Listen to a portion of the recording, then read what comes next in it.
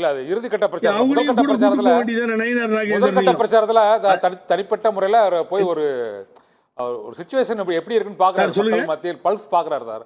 இறுதி சுற்றுல எல்லாரும் இணைவாங்கன்னு நினைக்கிறேன். இன்னும் அது காலம் இருக்குல்ல, ஒரு 8 மாசம் இருக்குனால அந்த முதல் சுற்றுல தனியா போய் அந்த மக்களின் மனது நிலை எப்படி இருக்கிறது என்பது அந்த பல்ஸ் பார்க்கக்காண்டி அதிமுக பொதுச் செயலாளர் இந்த இதுக்கு போயிருக்கலாம்னு நினைக்கிறேன் சார்.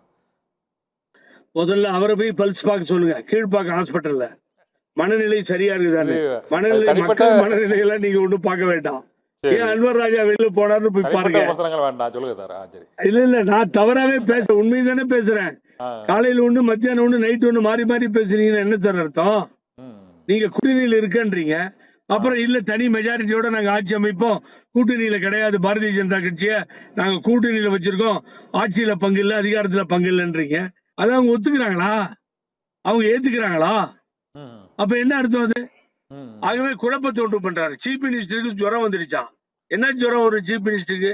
நான் கேக்குறேன், உங்களுக்கு தெளிவுபடுத்துறேன் ரொம்ப தெளிவா.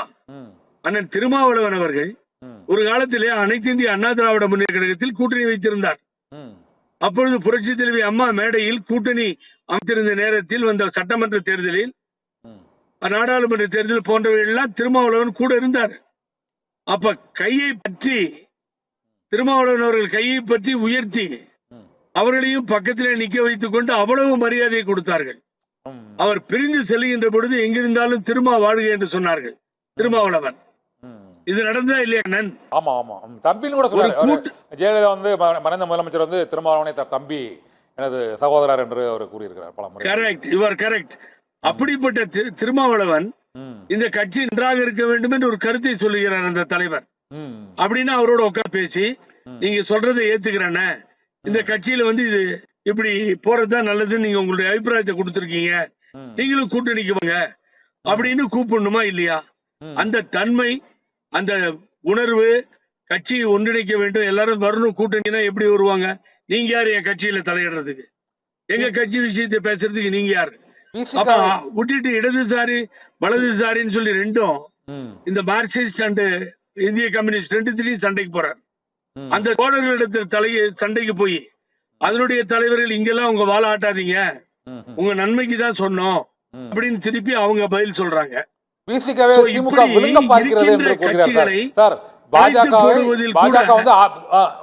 பாஜக அதிமுகவை கரைக்க பார்க்கிறது, விழுங்க பார்க்கிறது என்றால் திமுக விடுதலை சிறுத்தைகள் கட்சியை விழுங்க பார்க்கிறது என்று எடப்பாடி பழனிசாமி ஒரு விமர்சனம் வைக்கிறார் சார். எந்த மாநிலத்துல போய் திராவிட முன்னேற்ற கழகம் விடுதலை சிறுத்தைகளை போய் வேற வேற கட்சி விழுங்கி இருக்கு? திராவிட முன்னேற்ற கழகம், திராவிட முன்னேற்ற கழகம் அரசியல் செய்யறது எங்க? நீங்க சொல்லுங்க, தெரியாம தெரிஞ்சுக்கிறேன் நானு. தமிழ்நாட்டிலையும் புதுச்சேரியிலையும் செய்து ஒரு கட்சி, அது எந்த மாநில கட்சியா இருந்தாலும் அண்ணா திமுக இருந்தாலும் அதுதான். அது என்ன போய் விழுங்க பாக்குது? என்ன இப்போ கம்மியா போச்சு? பானை சின்னத்தில் தானே நின்று ஜெயிச்சார் அவரு. அப்ப 4 இடங்கள் ஜெயிக்கலையா? நாடாளுமன்றத்துல ஜெயிக்கலையா? ஒரு இடத்துல பானை சின்னத்துல நின்று அவரோட தன்மானத்தை விடாம தானே அந்த கூட்டணியில் அவர் இருக்கார். ஆக அவர் ஒரு டிசிஷன் எடுக்குன்னா நீங்க இறங்கி போய் பேசணும். அவர்கிட்டையும் தகராறு பண்ணி, கம்யூனிஸ்ட் கட்சிகிட்டையும் தகராறு பண்ணி, மதிமுக வைக்க ஒன்னும் வரப்போறது இல்ல. அப்புறம் யாருதான் உங்ககிட்ட வருவாங்க? எந்த கூட்டணி இருக்கு? பாகிஸ்தான் பீப்புள் பார்ட்டின்னு சொல்லி பாகிஸ்தான்ல வேணா போய் ஒரு கட்சியை கூட்டணிக்கு நீங்க கூப்பிடலாம், வரீங்களா கொஞ்சம் ஹெல்ப் பண்ணுங்க, யாரும் வரமாட்டேன்றாங்க சார். தேமுதிக அவங்களுக்கு அடுத்த ஆண்டு மாநிலங்களவை எம்பி கொடுத்து தேமுதிகவை தக்க வச்சிருக்காங்க சார். அதிமுக கூட்டணியில தக்க வச்சுட்டாங்களா? தக்க வைத்திருக்கிறார்கள். அந்த அடுத்த ஆண்டு அவருக்கு மாநிலங்களவை சீட் கொடுக்குறோம் அப்படின்னு சொன்னதுனால தக்க வைத்தது போல ஒரு தோற்றம் இருக்கு.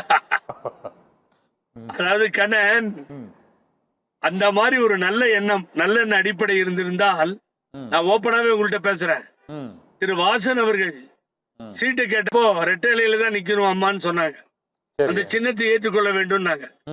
அவர் முடியாது போங்கன்ட்டாங்க. அவர் அழைச்சு ஒரு சீட் கொடுத்துட்டீங்க. அவருக்கு என்ன பலம் இருக்குன்னு உங்களுக்கு தெரியும், எனக்கு தெரியும், நாட்டுக்கு தெரியும்.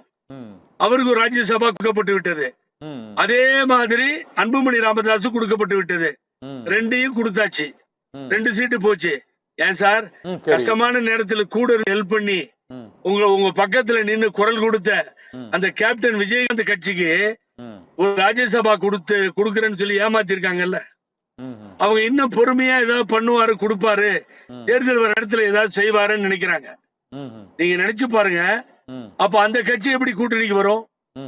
சார், யாரோட நீங்க வந்து கூட்டணி வச்சிருக்கீங்களோ அந்த தலைவரோட இப்பயே சுற்றுப்பயணம் போக வேண்டியதானே. வருவருன்னா எது வரும்? எதுவும் வராது.